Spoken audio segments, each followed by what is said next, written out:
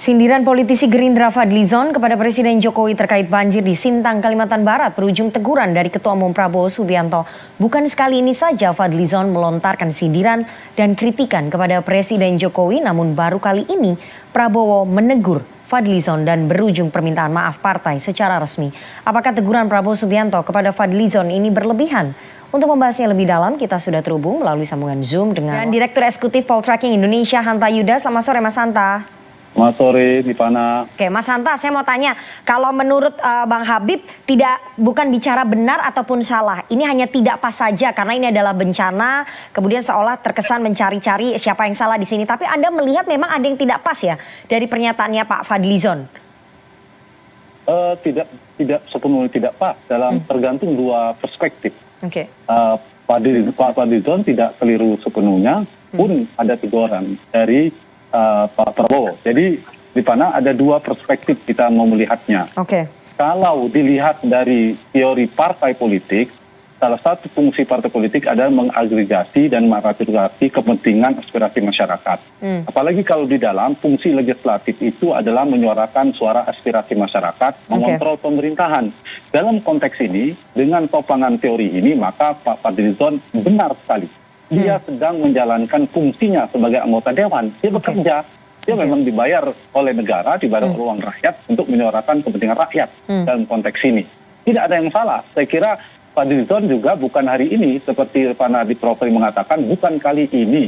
Di pidato Pak Jokowi, Presiden mengatakan di pertengahan pandemi akan pertumbuhan ekonomi 4,5 sampai 5,5%, seterusnya dibilang Pak Fadlizon tidak realistis. Kemudian juga ada di Juni 2021 itu mendukung yang kisru tentang BEM UI, mengkritik keras pemerintah, itu didukung oleh Pak Fadlizon.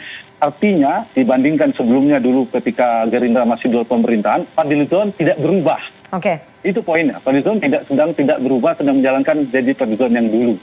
Tetapi dalam politik juga ada teori koalisi. Kalau diperdalam lagi namanya etika koalisi.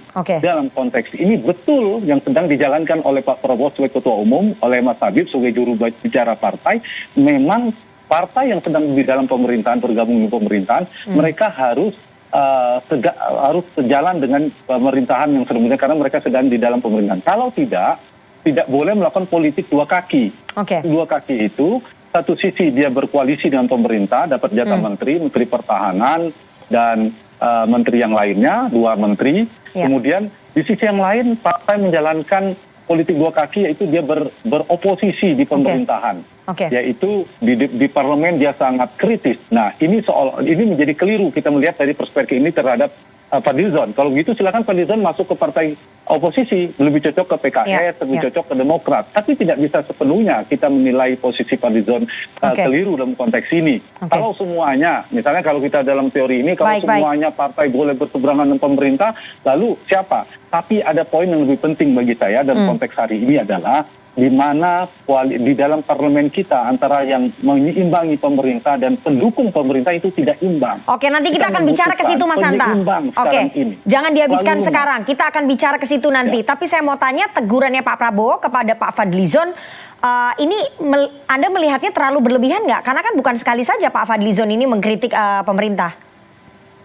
Ya, kepentingan Pak Prabowo saya lihat memang menjaga keharmonisan di koalisi. Kepentingan politik Pak Prabowo dan Gerindra. Dia ingin menjaga skema hubungan dengan PD Perjuangan. Yang santer disebut akan berkoalisi, berpasangan, maju di Pilpres.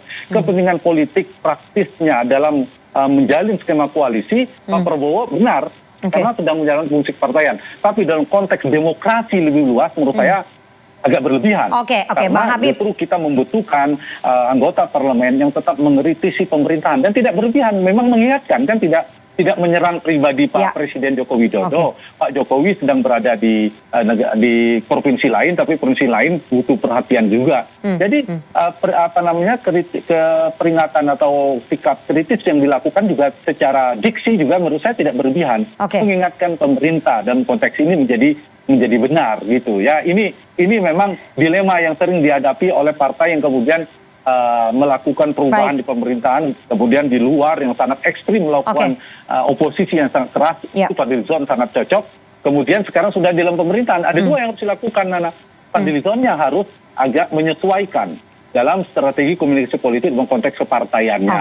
Itu yang harus dilakukan. Tapi saya dalam konteks untuk menjarakan kebutuhan publik dalam demokrasi, DPR sebagai kelembagaan kita akan tanya ke Bang Habib ini, Mas Hanta. Fadlizon yang lain untuk mengimbangi pemerintah, bukan karena benci kepada pemerintah, benci kepada Jokowi, tapi agar jalannya pemerintahan ini sesuai dengan koridor. Dan baik, Mas Hanta tahan dulu, kita harus break.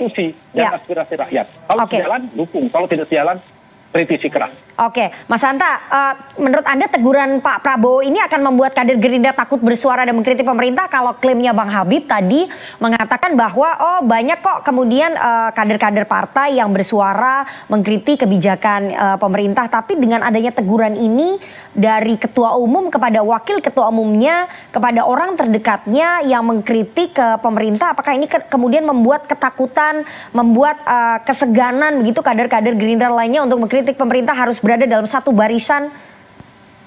Kalau gitu dua premis yang disampaikan Nana kontradiktif dong yang dilakukan. Satu sisi tadi disampaikan Gerindra terkontradiktif mengkritisi. Sisi yang lain kan Fadlizon sedang mengkritisi sebenarnya kalau saya lihat ya. Nah berarti kan sebenarnya tidak ada yang tidak menyerang Pak Jokowi juga. Tapi saya tidak hendak menjadi juru bicara Pak Fadlizon. Tapi saya konteksnya dalam konteks demokrasi kita ini yang saya sayangkan justru seperti PKS, Demokrat yang katanya di luar pemerintahan itu juga tidak lebih keras dari Fadlizon. Harusnya dilakukan. Kita ingat dulu di pemerintahan SBY itu keras sekali dilakukan, bahkan PKS dan Golkar itu di dalam pemerintahan saya ingat itu kritis sekali, apalagi di luar pemerintahan. Ada PD Perjuangan pada saat itu, ada Gerindra sendiri sangat keras untuk beroposisi.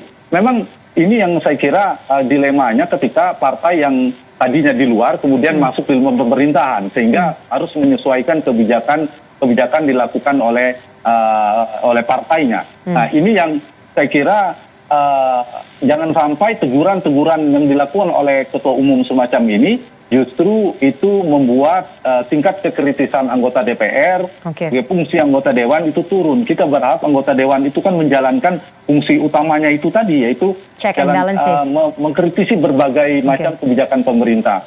Jadi tidak berlebihan dalam konteks ini seorang Fadlizon anggota DPR melakukan mengingatkan.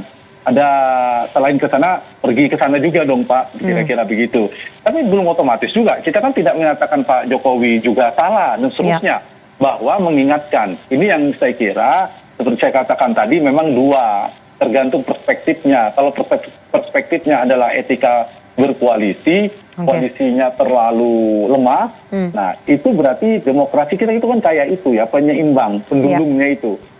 Kalau misalnya sekarang Pak Jokowi hanya didukung 25% kekuatan parlemen, sementara 75% di luar. Nah, kita ingin sehatnya demokrasi itu imbang.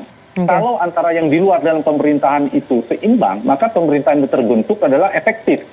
Tapi kalau terlalu kuat di eksekutif, itu berbahaya juga, itu bisa menjadi hal yang negatif, hal-hal yang saya kira berpotensi penyelewengan yang kekuasaan dilakukan oleh eksekutif sangat besar. Tetapi juga kalau oposisinya terlalu kuat juga tidak sehat. Jadi dalam logika demokrasi itu penyeimbang. Jadi ada saatnya harus berpisah, katakanlah harus mengkritisi pemerintah dan basis utamanya konstitusi dan aspirasi rakyat. Kalau sesuai konstitusi, kalau sejalan dengan mayoritas keinginan kepentingan rakyat, maka mau di luar maupun di luar pemerintahan, maka harus didukung kebijakan pemerintah itu.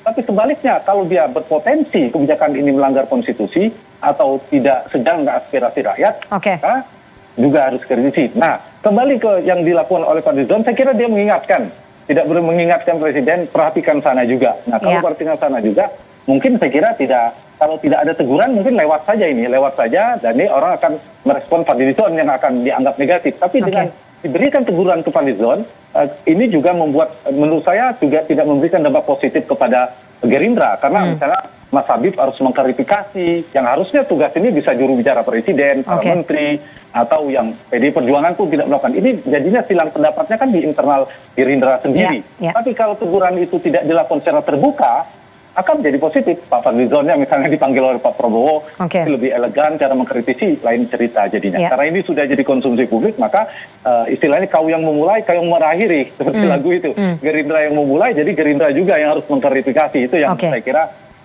dari sisi komunikasi politiknya agak kurang positif bagi Gerindranya, sekedar masukan saya ya kepada Partai Gerindra. Bang Habib, nah mungkin gini yang paling efektif singkat saja Mas Hanta, karena waktu kita tidak banyak. Prabowo itu setelah disampaikan Pak Prabowo, Pak Fadlizon sudah tidak terlalu kritis lagi, itu efektif. Tapi setelah ini Pak Fadlizon melakukan hal yang sama kan mempermalukan Pak Prabowo sendiri. Sudah ditegur Ketua Umum langsung, ternyata Fadlizonnya makin kritis. Nah itu saya kira. Kalau soal komunikasi seperti itu urusannya Gerindra lah ya, karena publik juga sudah paham kan ke lompatnya terlalu kencang juga kan, tiba-tiba berhadapan kemudian harus bersama, itu kita harus memaklumi lah kira-kira itu. Tapi paling penting itu ada tita atau teguran Ketua Umum itu berhenti politisinya, itu keren, efektif Fadlizonnya. Tapi kalau bulan depan, 3 bulan lagi ada statement yang sama kan, saya kira publik akan melihat. Kita tunggu. Fadlizon tidak mendengar apa yang diingatkan oleh Pak Prabowo. Waktu kita sudah habis, Bapak-bapak. Sayang sekali. Baru keren.